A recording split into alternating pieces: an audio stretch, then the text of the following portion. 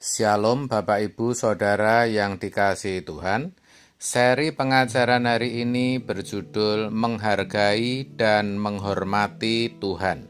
Saudara pemazmur menuliskan, Tuhan memandang dari surga. Ia melihat semua anak manusia. Dari tempat kediamannya, ia menilik semua penduduk bumi. Mazmur 33 ayat 13 sampai 14. Kebenaran ini harusnya menggetarkan kita.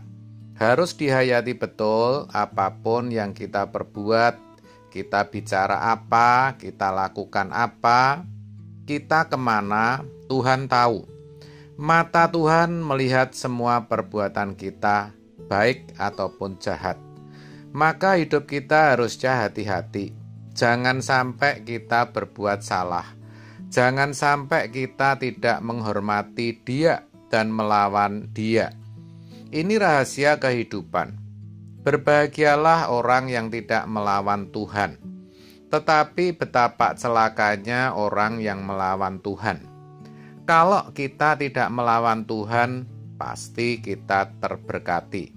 Untuk itulah kenapa kita harus belajar menghayati kehadiran Tuhan. Kita harus ingat CCTV di dunia ini jangkauannya terbatas. Ada yang namanya blind spot atau titik buta. Tetapi tidak demikian dengan CCTV surgawi. Dimanapun kita berada, walau di tempat tersembunyi, semua terekam, saudara. Kalau kita melakukan sesuatu yang busuk, yang buruk, maka Tuhan berduka. Dia dapat meneropong pikiran dan hati kita. Dia melihat apa yang kita lakukan dan tidak ada suatu hal yang tersembunyi di hadapannya. Jadi apapun yang kita lakukan dalam hidup kita sebaiknya menyukakan hati Tuhan. Kita harus menghargai dan menghormati Tuhan.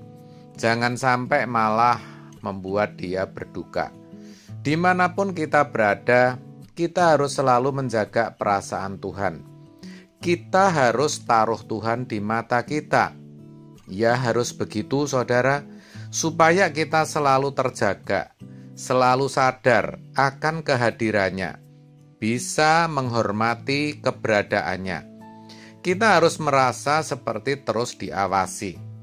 Ya memang seperti itu saudara, sampai kita benar-benar dewasa, dan tidak perlu pengawasan, tidak perlu diawasi lagi. Kalau misalnya kita tengah malam berada di lampu merah, tidak ada polisi. Lampu menunjukkan merah, berarti kita tidak boleh jalan terus.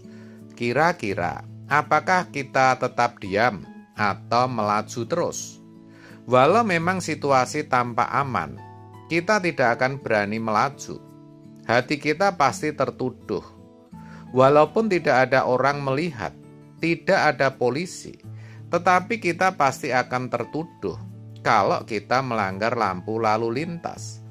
Jadi sebenarnya, walaupun tidak ada yang mengawasi, diri kita sendiri yang menjadi pengawas. Kita sendirilah yang mengawasi.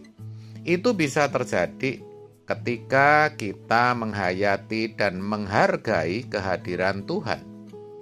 Memang sebenarnya kita itu setiap saat ada di hadirat Tuhan, artinya di hadapannya, di mana Dia senantiasa hadir dalam setiap aspek hidup kita.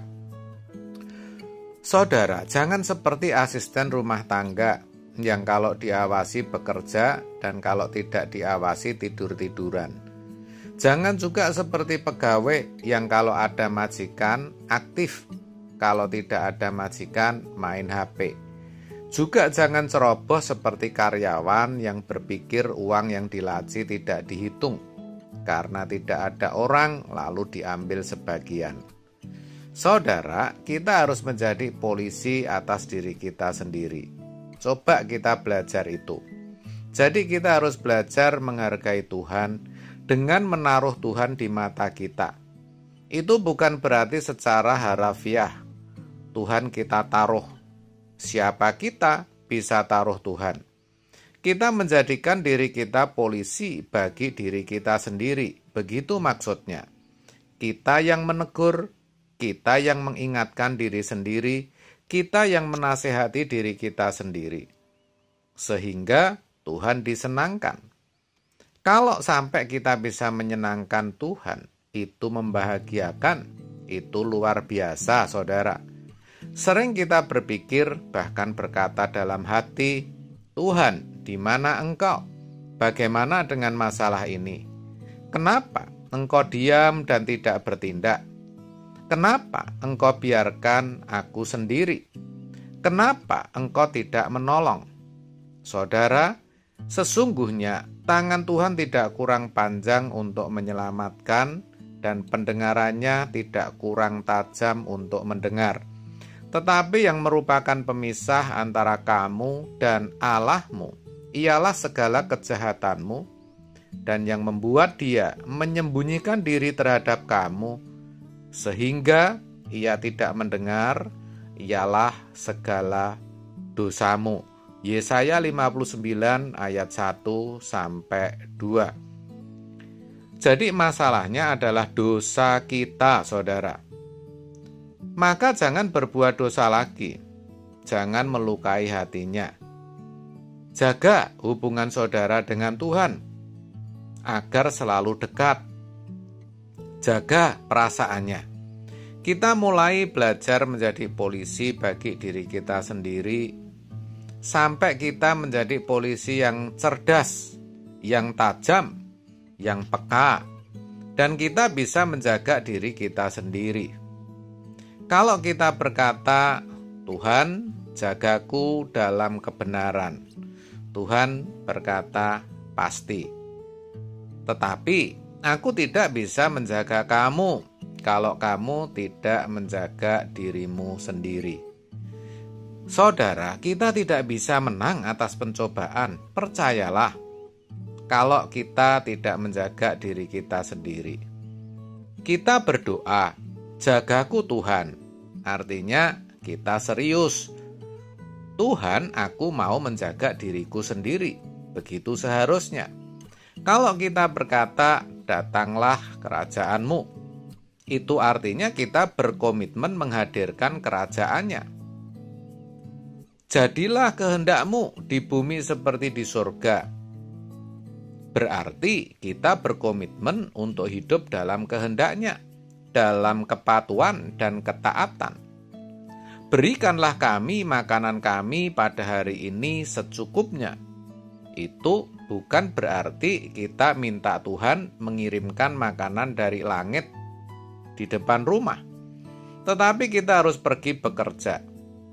Jadi, kalau kita mengatakan, jagaku Tuhan dalam kebenaran, artinya kita harus menjaga diri kita.